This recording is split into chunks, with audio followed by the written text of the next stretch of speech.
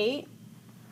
Now we're going to talk about slope-intercept form, which is a common way that we'll see linear equations.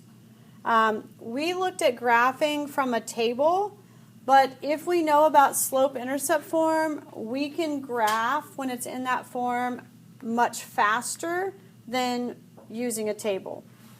So slope-intercept form is y is equal to mx plus b. And you guys will see that oftentimes I will write b with a capital instead of the lowercase because my lowercase b looks dangerously like a 6. So I just know my limitations. And m, just as we talked about before, m is going to represent the slope. And b is the y-intercept. So you can see why it's called slope-intercept form, but it is the y-intercept. It is not the 0. It's not where it crosses the x-axis. It's where it crosses the y-axis. And so if we are given this information, we can easily write an equation in slope-intercept form. We're just replacing the m and the b with these numbers. So if you're asked to write an equation in slope-intercept form, this would be y is equal to 2x minus 1.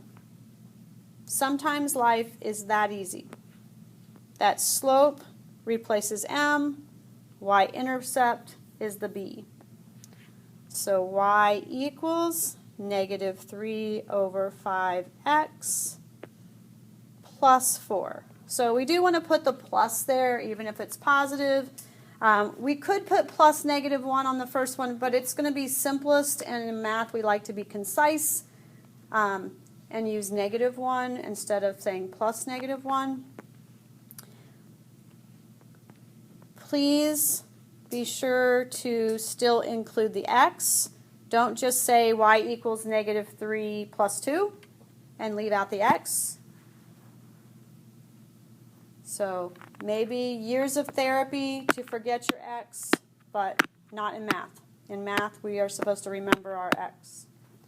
So we need to remember the x there. If it just said y equals negative 3 plus 2, we would be saying, oh, y is negative 1. That would be a very different thing.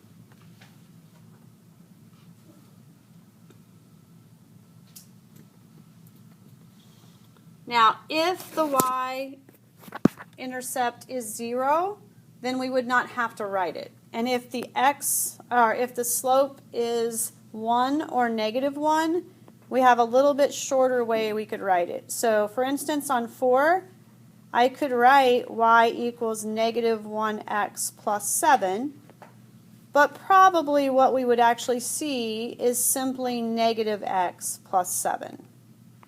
So do you all see why that would be the same? So if we just see negative x, we know the slope is negative 1. And if we just saw x, we would know the slope is 1. So here I could say 1/4 x plus 0. But the simplest way to write that would just be to say y equals 1/4 x. So if we don't see something being added or subtracted, then we know that the y-intercept is 0.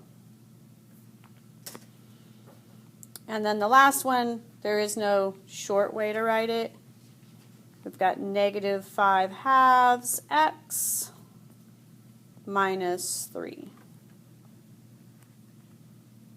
And of course, even if I gave you the information in the opposite order and said, write an equation when the y-intercept is negative 3 and the slope is negative 5/2, we would have to pay attention.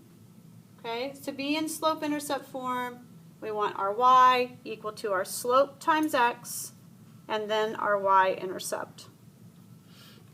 So from that information, it's easy to write an equation. From a graph, we still need the two pieces of information. We need to know what's the slope and what's the y-intercept. So to find part of it is easy. Just where does it cross the y? The b is the easier one. So if I need the m and the b, because then I can write the equation. So I like the way this is laid out. It gives us a place to write both and then write the equation. So the b is just where is it crossing the y-axis? 1, 2, 3. Looks like -4. So it's crossing the y at -4. And then we need to figure out our slope. 1, 2, 3. So it's going up 3 and over 1, which is just 3. And now we can put that information together to write an equation. 3x minus 4.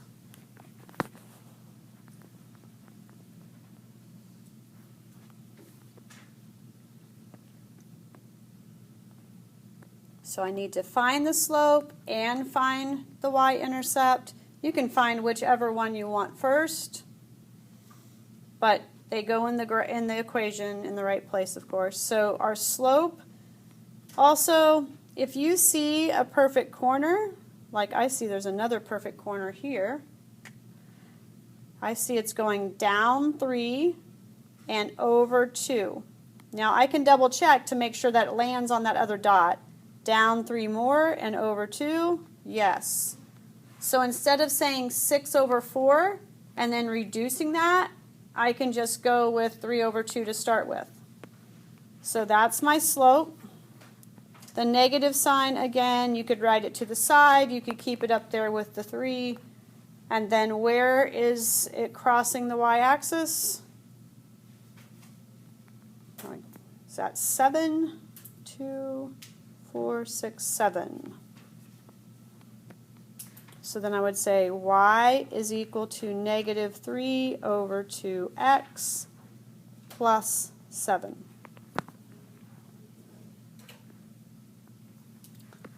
If there were not dots, the y-intercept